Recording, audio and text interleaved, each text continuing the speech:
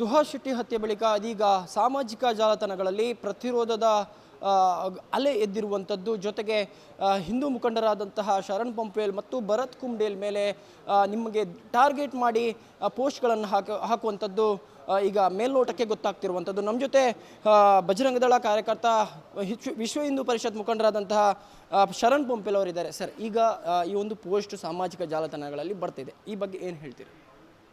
ನೋಡಿ, ಶರಣ್ ಇರ್ಬೋದು, ಭರತ್ ಇರ್ಬೋದು, ಮತ್ತು ಶ್ರೀಜಿತ್ ಇರ್ಬೋದು, ಇಂಥ ನೂರಾರು ಕಾರ್ಯಕರ್ತರಿಗೆ ಇವತ್ತು ಬೆದರಿಕೆ ಕರೆಗಳು, ಅವರಿಗೆ ಪೋಸ್ಟ್ಗಳು ಇವತ್ತು ಬರ್ತಾ ಇದೆ.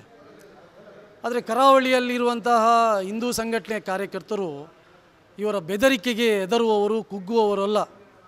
ನಾವು ಇಂಥ ಸಾಕಷ್ಟು ಸವಾಲುಗಳನ್ನು ಎದುರಿಸಿ ಇವತ್ತು ಇಲ್ಲಿ ಹಿಂದೂ ಸಂಘಟನೆಯ ಕಾರ್ಯವನ್ನು ಮಾಡ್ತಾಯಿದ್ದೀವಿ. ಸುಮಾರು ವರ್ಷಗಳಿಂದ 10ಕ್ಕೂ ಹೆಚ್ಚು ಹಿಂದೂ ಕಾರ್ಯಕರ್ತರ ಇಲ್ಲಿ ಹಿಂದುತ್ವಕ್ಕೋಸ್ಕರ ಬಲಿದಾನ ಆಗಿದೆ. ಆದರೂ ಇಲ್ಲಿ ಹಿಂದುತ್ವದ ಕೆಲಸ ನಿಲ್ಲಿಲ್ಲ. ಇವರು ಯಾವುದೋ ಒಂದು ಬೆದರಿಕೆ ಆಗಿದ್ದ ತಕ್ಷಣ ಇಲ್ಲಿ ಇವನು ಹಿಂದುತ್ವದ ಕಾರ್ಯವನ್ನು ನಿಲ್ಲಿಸ್ತಾನೆ ಎಂಬುವಂಥದ್ದು ಇವರು ಬಿಟ್ಟು ಬಿಡಲಿ. ನಾವು ಈ ಹಿಂದುತ್ವದ ಕಾರ್ಯಕ್ಕೋಸ್ಕರನೇ ಈ ಸಂಘಟನೆಗೆ ಬಂದವರು. ಈ ಹಿಂದುತ್ವದ ಕಾರ್ಯವನ್ನು ನಾವು ಮುಂದುವರಿಸ್ತೀವಿ. ಆದರೆ ನಾನು ಇವತ್ತು ಈ ಸಾಮಾಜಿಕ ಜಾಲತಾಣದಲ್ಲಿ ಬೆದರಿಕೆಗಳು ಬರ್ತಾ ಇದೆ. ನಾನು ಪೊಲೀಸ್ ಇಲಾಖೆಗೆ ಪ್ರಶ್ನೆ ಮಾಡ್ತಿದ್ದೀನಿ, ಯಾಕೆ ನೀವು ಇಷ್ಟೊಂದು ನಿರ್ಲಕ್ಷ್ಯವನ್ನು ವಹಿಸ್ತಾ ಇದ್ದೀರಿ? ನೋಡಿ, ಇದೇ ಸುಹಾಸ್ ಶೆಟ್ಟಿಗೆ 3 ತಿಂಗಳ ಹಿಂದೆ ಅಥವಾ 1 ತಿಂಗಳ ಹಿಂದೆ ಇದೇ ರೀತಿಯ ಬೆದರಿಕೆ ಪೋಸ್ಟ್ಗಳು ಬಂದಿತ್ತು.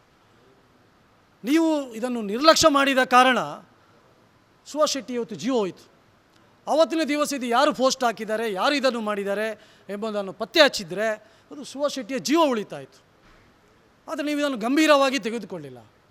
ನಾನು ಹೇಳುತ್ತಿರೋದು ಹೇಗೆ ಇವತ್ತು ಪೋಸ್ಟ್ಗಳು ಆಗ್ತಾ ಇದ್ದಾರೆ, ಇದನ್ನು ನೀವು ಗಂಭೀರವಾಗಿ ತಗೊಂಡು ನೀವು ಇದನ್ನು ಪತ್ತೆ ಹಚ್ಚಬೇಕು. ನೋಡಿ, ನನ್ನ ಮೇಲೆ ನಿನ್ನೆ ಬೆದರಿಕೆಗೆ ಬಂದಿದೆ. ಇವರು ಕೇಸ್ ಮಾಡಿರಲಿಲ್ಲ, ನಾನು ದೂರು ಕೊಡಬೇಕಾಯ್ತು. ಇವರು ಕೇಸ್ ಮಾಡಬೇಕಾದ್ರೆ ಇವರಿಗೆ ಸುಮೋಟೋ ಕೇಸ್ ಮಾಡಿ ದಾಖಲು ಮಾಡಬಹುದಿತ್ತು, ಮಾಡಿಲ್ಲ ಇವರು. ಅಂದರೆ ಈ ಏನು ನಿರ್ಲಕ್ಷ್ಯದ ಕಾರಣದಿಂದಾಗಿ ಇವತ್ತು ಬೇರೆ ಬೇರೆ ಘಟನೆಗಳು ಆಗ್ತಾಯಿದೆ. ಇದಕ್ಕೂ ಪೊಲೀಸರು ಒಂದು ರೀತಿಯಲ್ಲಿ ಕಾರಣ ಅಂತೇಳಿ ನಾನು ಹೇಳಲಿಕ್ಕೆ ಇಚ್ಛೆಪಡ್ತೀನಿ. ಸರ್, ಈಗ ಇನ್ನೊಂದು ಮುಖ್ಯವಾಗಿ 8 ಜನರನ್ನು ಬಂಧಿಸಿರುವಂಥದ್ದು, ಇದಕ್ಕೆ NIA ಲಿಂಕ್ ಇದೆ ಅಂತ ಹೇಳುವಂಥದ್ದು ನಿಮ್ಮದು ಆರೋಪ ಆಗ್ತಿರುವಂಥದ್ದು, PFI ಲಿಂಕ್ ಇದೆ ಅಂತ ಹೇಳುವಂಥದ್ದು ಆರೋಪ ಆಗ್ತಿರುವಂಥದ್ದು, ಈ ಬಗ್ಗೆ ಏನು ಹೇಳ್ತೀರಿ? ನೋಡಿ, 5-6 ಸಂಗತಿಗಳು ನಾನು ನಿಮ್ಮ ಮುಂದೆ ಹೇಳಬಹುದು.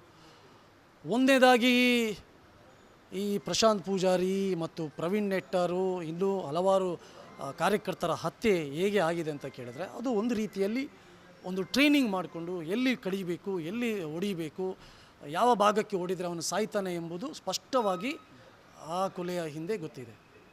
ಅಂದರೆ ಇದು ಯಾವುದೇ ಒಂದು ಸುಲಭದಿಂದ ಯಾರೋ ಒಬ್ಬ ಬಂದು ಕೊಲೆ ಮಾಡಲಿಕ್ಕಾಗಲ್ಲ. ಇದರ ಒಂದು ಟ್ರೈನಿಂಗ್ ಅಂತಲೇ ಇದೆ. ಇದು PFI ಅವರು ಮಾಡಿಕೊಂಡು ಬಂದಿದ್ದಾರೆ, ಅದನ್ನು ಇಲ್ಲಿ ಪ್ರಯೋಗ ಮಾಡಿದ್ದಾರೆ. ಆ ರೀತಿ ಒಂದು ಡಿಕ್ಕಿ ಹೊಡೆದು, ವಾಹನಕ್ಕೆ ಡಿಕ್ಕಿ ಹೊಡೆದು ಅವನನ್ನು ಹಿಂದುಗಡೆಯಿಂದ ಬಂದು ತಲೆಗೆ 5-6 ಜನ ಹೊಡೆಯುವಂಥದ್ದು, ಇದು ಟ್ರೈನಿಂಗ್ ಕೊಟ್ಟರೆ ಮಾತ್ರ ಇದು ಸಾಧ್ಯ. ಹಾಗಾಗಿ ಈ ಟ್ರೈನಿಂಗ್ ಕೊಡುವಂಥದ್ದು PFI. ಹಾಗಾಗಿ ಒಂದು ಕಾರಣ ಇದು ಇದೆ, ಇದರ ಹಿಂದೆ ಪಾಪ್ಯುಲರ್ ಫ್ರಂಟ್ ಆಫ್ ಇಂಡಿಯಾ ಇದೆ ಅಂತ. ಎರಡನೇದು 5 ಲಕ್ಷ ಸುಪಾರಿ ಅಂತ ಹೇಳ್ತಾರೆ. ಆದರೆ ಇವತ್ತು ನಿಮ್ಮದೇ ಮಾಧ್ಯಮದಲ್ಲಿ ಬರುವ ಪ್ರಕಾರ 50 ಲಕ್ಷ ರೂಪಾಯಿಗೆ ಹೆಚ್ಚು ಇದಕ್ಕೆ ಸಂಗ್ರಹ ಆಗ್ತಾ ಇದೆ ದುಡ್ಡು. ಇಷ್ಟು ದೊಡ್ಡ ಮೊತ್ತವನ್ನು ಸಂಗ್ರಹ ಮಾಡುವಂಥದ್ದು, ಯೋಚನೆ ಮಾಡುವಂಥದ್ದು ದೇಶದ್ರೋಹಿ ಸಂಘಟನೆ PFIಗೆ ಇದೆ. ಇದರ ಹಿಂದೆನೂ ಇವರು ಬೇರೆ ಬೇರೆ ಕೇಸುಗಳಲ್ಲಿ ಇದನ್ನೇ ಮಾಡೋದು. ಪ್ರವೀಣ್ ನೆಟ್ಟರಲ್ಲೂ ಕೂಡ ಇದು ಬಹಿರಂಗ ಆಗಿದೆ. ಇನ್ನು ಮೂರನೇದು, ಇದರಲ್ಲಿ ಈ ಕೊಲೆಯಲ್ಲಿ ಕೇವಲ 8 ಜನ ಮಾತ್ರ ಅಲ್ಲ, ಫಾಜಿಲ್ ತಮ್ಮ ಆದಿಲ್ನ ಒಟ್ಟಿಗೆ ಇನ್ನೂ ಬೇರೆ ಬೇರೆಯವರು ಇದ್ದಾರೆ. ಉದಾಹರಣೆಗೆ ಸುಖಾನಂದ್ ಶೆಟ್ಟಿಯವರ ಕೊಲೆಯಲ್ಲಿ ನೌಷದ್ ಅಂತ ಇದ್ದ ವಾಮಂಜೂರ್ನವನು, ಅವನು ಇದರಲ್ಲಿ ಪಾತ್ರ ಇದೆ. ಇನ್ನು ಮೂಡಬಿದ್ರೆಯಲ್ಲಿ ಪ್ರಶಾಂತ್ ಪೂಜಾರಿ ಯಾರು ಕೊಲೆ ಮಾಡಿದ್ದಾರೆ ಅವರು, ಫರ್ವೇಜ್ ಮತ್ತು ಇನ್ನೊಬ್ಬ ಕಬೀರ್ ಅವರು, ಬಚ್ಪೆ ಅವರು ಆ ಸ್ಪಾಟಲ್ಲಿದ್ದರು. ಅವರು PFI ಪ್ರೇರಿತ ಸಂಘಟನೆಯಲ್ಲಿ ಇದ್ದಂಥವರು. ಇನ್ನು ಯಾರು ಸಫಾನ್ ಇದ್ದಾನೆ, ಅವನಿಗೆ ಅಲ್ಲಿ ಬಚ್ಪೆಯಲ್ಲಿ ಕಿನ್ನಿ ಪದವು ಎಂಬಂತಲ್ಲಿ ಒಬ್ಬ ಇಸ್ಮಾಯಿಲ್ ಇಂಜಿನಿಯರ್ ಇದ್ದಾನೆ, ಅವನು ಆಶ್ರಯ ಕೊಟ್ಟಿದ್ದಾನಂತೆ ಅಲ್ಲಿಯ ಸ್ಥಳೀಯರು ಹೇಳ್ತಾ ಇದ್ದಾರೆ, ಅವನು PFI ಸದಸ್ಯ. ಇನ್ನು ಯಾರು ಸಫಾನ್ 2 ವರ್ಷಗಳ ಹಿಂದೆ ಒಂದು ಹಳ್ಳಿಗೆ ಒಳಗಾಗಿ ಐಲ್ಯಾಂಡ್ ಹಾಸ್ಪಿಟಲ್ ಇದ್ದ ಕಾರಣ ಅವನನ್ನು ನೋಡಲಿಕ್ಕೆ ಇಡೀ PFIಯ ತಂಡ ಅಲ್ಲಿ ಬಂದಿದೆ. ಅದು ಇವತ್ತು ಸಾಮಾಜಿಕ ಜಾಲತಾಣದಲ್ಲಿ ಅವ್ರದ್ದು ಫೋಟೋಗಳಿದೆ. ಇನ್ನು ಅಲ್ಲಿ ಯಾವ ಜಾಗದಲ್ಲಿ ಕೊಲೆ ಆಗಿದೆ ಆ ಜಾಗದಲ್ಲಿ ಸೇರಿರುವಂತಹ ಆ ದೃಶ್ಯಗಳು, ವಿಡಿಯೋಗಳು, ಅದು ರಾಜಾರೋಷವಾಗಿ ಅವರು ಆರಾಮವಾಗಿ ಹೋಗುವಂಥದ್ದು ನೋಡಿದಾಗ ಇದೆಲ್ಲವೂ ಅಲ್ಲಿ ಇದ್ದವರಿಗೆ ಗೊತ್ತಿತ್ತು ಸರಿ, ಮತ್ತೊಂದು ಗೊತ್ತಿತ್ತು ಎಂಬ ಕಾರಣಕ್ಕೋಸ್ಕರ ಆ ಸ್ಥಳದಲ್ಲಿ ಇದು ಪ್ರೀ ಪ್ಲ್ಯಾನ್ ಆಗಿ ಮಾಡಿದ್ದಾರೆ. ಇದು ಮಾಡುವಂಥದ್ದು PFIಯ ಕೈವಾಡ ಇಲ್ಲದೆ ಮಾಡಲಿಕ್ಕೆ ಸಾಧ್ಯ ಇಲ್ಲ. ಹಾಗಾಗಿ ಇದರ ಹಿಂದೆ PFIಯ ನೇರವಾದಂಥ ಕೈವಾಡ ಇದೆ.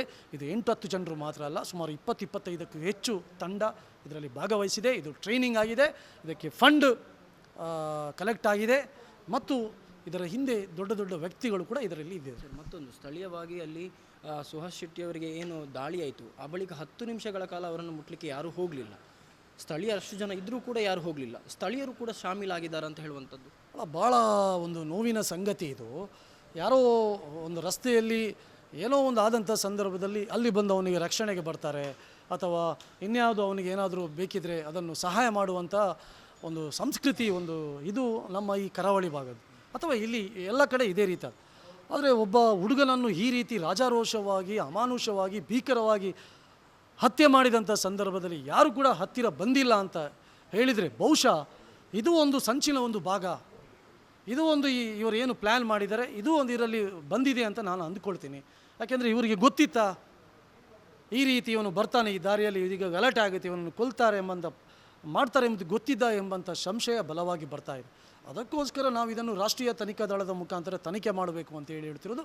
ಇದಕ್ಕೆ ಕೇವಲ ಒಂದು ಫಾಜಿಲ್ನ ಕುಟುಂಬ ಮಾತ್ರ ಅಲ್ಲ ಇದರ ಹಿಂದೆ ಇರುವುದು, ಇದರ ಹಿಂದೆ ರಾಷ್ಟ್ರೀಯ ಇದು NIA PFIಯ ಕೈವಾಡ ಇದೆ ಅಂತೇಳಿ.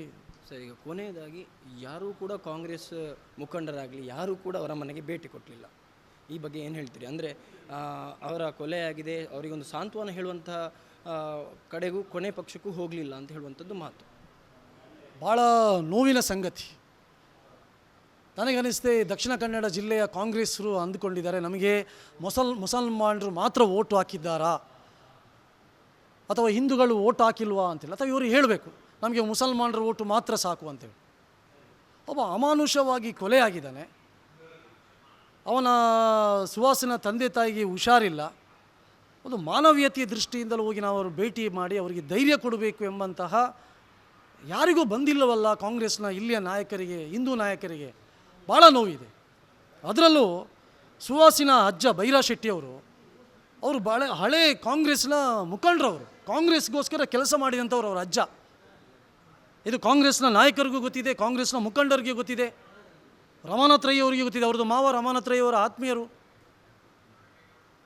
ಯಾಕೆ ಮಿಥುನ್ ರೈಗೆ ಗೊತ್ತಿಲ್ವ? ಅವ್ರದ್ದು ಮನೆಯ ಪರಿಚಯ ಇಲ್ವಾ? ಸುವಾಸಿನ ಪರಿಚಯ ಇತ್ತು. ಇಷ್ಟೆಲ್ಲ ಗೊತ್ತಿದ್ದರೂ ಇವರು ಅವನ ಮನೆಗೆ ಹೋಗಿ ಒಂದು ಮಾನವೀಯತೆಯ ದೃಷ್ಟಿಯಿಂದ ಹೋಗಲಿಲ್ಲ ಅಂತ ಹೇಳಿದರೆ, ಇವರು ಮುಸಲ್ಮಾನರ ಒತ್ತಡಕ್ಕೆ ಮಣಿದು ಹೋಗಿಲ್ಲ ಅಂತ ಹೇಳಿದರೆ ಮುಂದಿನ ದಿವಸಗಳಲ್ಲಿ ಇವರು ಅನುಭವಿಸ್ತಾರೆ. ಇವರು ಯೋಚನೆ ಮಾಡಬೇಕು, ಇವರು ಓಟು ಕೇವಲ ಮುಸಲ್ಮಾನರು ಮಾತ್ರ ಹಾಕಿಲ್ಲ, ಕಾಂಗ್ರೆಸ್ನಲ್ಲೂ ಸಾಕಷ್ಟು ಜನ ಹಿಂದೂಗಳು ಇವರಿಗೆ ಓಟ್ ಹಾಕಿದ್ದಾರೆ, ಕಾಂಗ್ರೆಸ್ನ ಹಿಂದೂಗಳು ಓಟು ಬಿದ್ದಿದೆ ಇವರಿಗೆ. ಇದನ್ನು ಇವರು ಯೋಚನೆ ಮಾಡಬೇಕು. ಅದಕ್ಕೆ ನಾನು ಅವರಿಗೆ ಮನವಿ ಮಾಡ್ತಾ ಇದ್ದೀನಿ, ಇನ್ನಾದರೂ ನಿಮ್ಗೆ ಸಮಯ ಇದೆ, ಹೋಗಿ ಅವರನ್ನು ಮನೆಗೆ ಹೋಗಿ ಬನ್ನಿ. ಇಲ್ಲಾದರೆ ಮುಂದಿನ ದಿವಸಗಳಲ್ಲಿ ಯಾರು ನಿಮ್ಮ ಜೊತೆ ಹಿಂದೂಗಳಿದ್ದಾರೆ ಅವರೆಲ್ಲ ನಿಮ್ಮ ಮುಂದೆ ನಿಮ್ಮ ಕೈ ಬಿಡ್ತಾರೆ ಅಂತೇಳಿ ಈ ಸಂದರ್ಭದಲ್ಲಿ ನಾನು ಹೇಳಲಿಕ್ಕೆ ಇಚ್ಛೆಪಡ್ತೀನಿ. ಇವಿಷ್ಟು ಶರಣ್ ಪಂಪೇಲ್ ಅವರ ಮಾತು. Aditya Dandole, guarantee news, Mangaluru. Guarantee news, ಸುದ್ದಿ ಖಚಿತ, ನ್ಯಾಯ ನಿಶ್ಚಿತ.